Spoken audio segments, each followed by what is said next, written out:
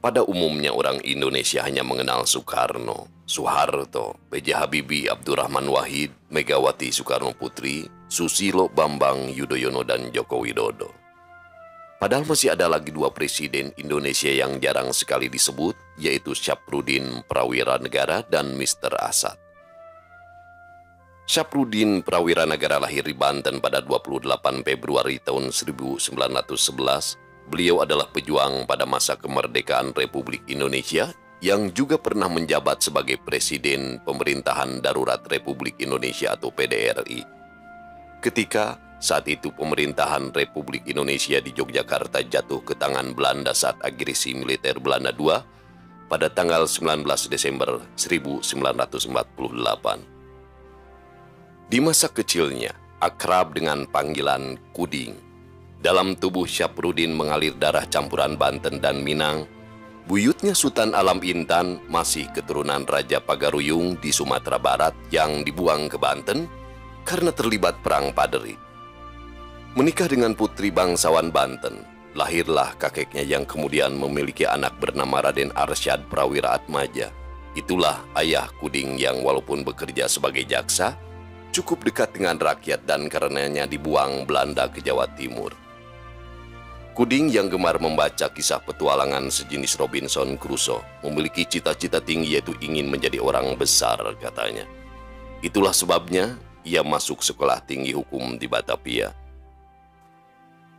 Soekarno-Hatta menguasakan kepada Mr. Syafruddin Prawira Negara Menteri Kemakmuran RI untuk membentuk pemerintahan darurat di Sumatera. Ketika Belanda melakukan agresi militernya yang kedua di Indonesia pada tanggal 19 Desember 1949. Soekarno-Hatta sempat mengirimkan telegram yang berbunyi, "Kami, Presiden Republik Indonesia, memberitakan bahwa pada hari Minggu tanggal 19 Desember 1948 jam 6 pagi, Belanda telah mulai serangannya atas ibu kota Yogyakarta.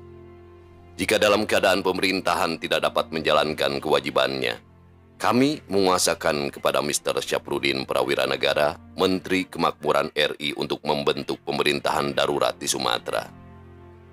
Telegram tersebut tidak sampai ke Bukit Tinggi dikarenakan sulitnya sistem komunikasi pada saat itu.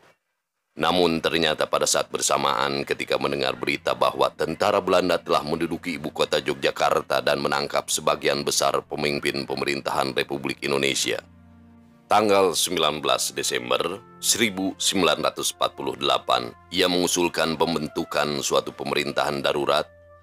Gubernur Sumatera Mr. T.M. Hasan menyetujui usul itu demi menyelamatkan negara Republik Indonesia yang berada dalam bahaya. Artinya kekosongan kepala pemerintahan yang menjadi syarat internasional untuk diakui sebagai negara. Pemerintahan Darurat Republik Indonesia atau PDRI dijuluki penyelamat Republik dengan mengambil lokasi di suatu tempat di daerah Sumatera Barat. Pemerintahan Republik Indonesia masih tetap eksis meskipun para pemimpin Indonesia seperti Soekarno-Hatta telah ditangkap Belanda di Yogyakarta.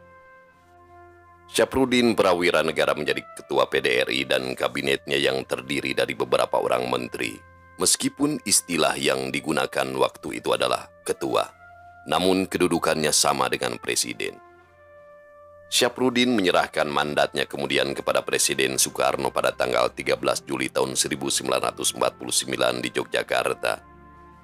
Dengan demikian, berakhirlah riwayat PDRI yang selama kurang lebih 8 bulan melanjutkan eksistensi Republik Indonesia sebagai negara bangsa yang sedang mempertahankan kemerdekaan dari agresor Belanda yang ingin kembali berkuasa.